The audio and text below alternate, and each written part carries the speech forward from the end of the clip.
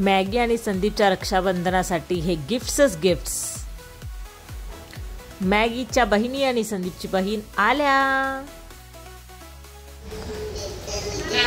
दीदीला gift द्यायचं आहे. हां द्यायचं ना द्यायचं.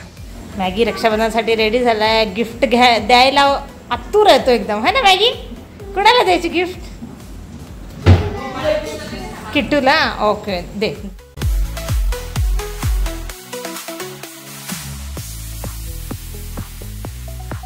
आमच्या मॅगीची एकदम हिरोईन वाली बहीण आहे का मॅगी? भाऊसाहेब पण रेडी. मॅगीच्या बहिणींनी मॅगीचे फेवरेट कॅरेक्टरच्या राख्या आणल्या होत्या.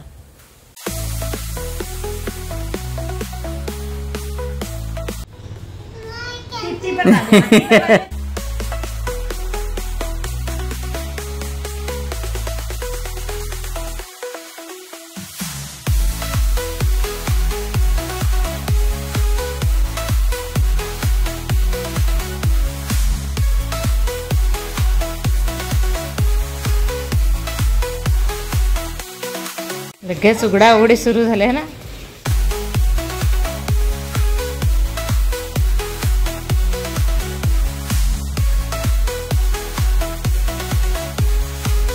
इकडे सुरू होतं कलरिंग तर तिकडे सुरू होतं नेल आर्ट. मामी नेल आर्ट कसं करायचं हे बिट्टूला समजून सांगत होती.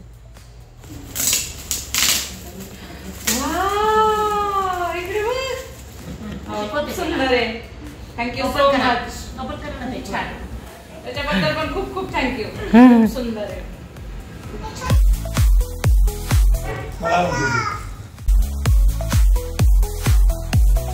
आणि भावाने दिलेल्या साडीमध्ये प्रीती दिदी अशा मस्त दिसत होत्या.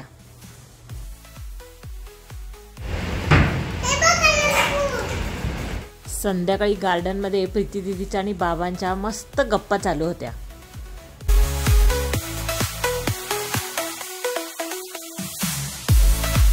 बाबांनी स्वतःच्या हाताने किट्टू आणि बिट्टूला हे ड्रेसेस शिवले होते.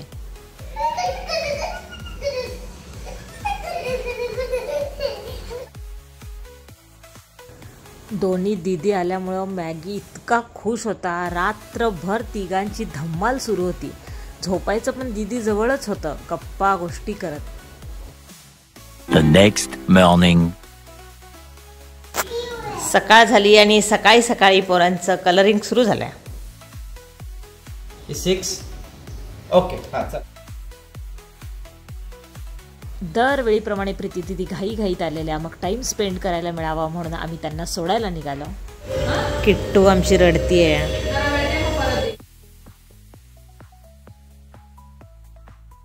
जाम भूक लागलेली आहे आणि एकदम तुटून पडत पिझ्झावर. आणि मग आम्ही सगळे पोहोचलो आळंदीमध्ये. आणि माझं रक्षाबंधन देवाच्या दारात व्हावं अशी देवाचीच इच्छा होती वाटतं. आणि अशा पद्धतीनं 2024चं मॅगीचं रक्षाबंधन परत एकदा खूप सुंदर झालं. आणि मागे राहिल्या अशा क्यूट आठवणी.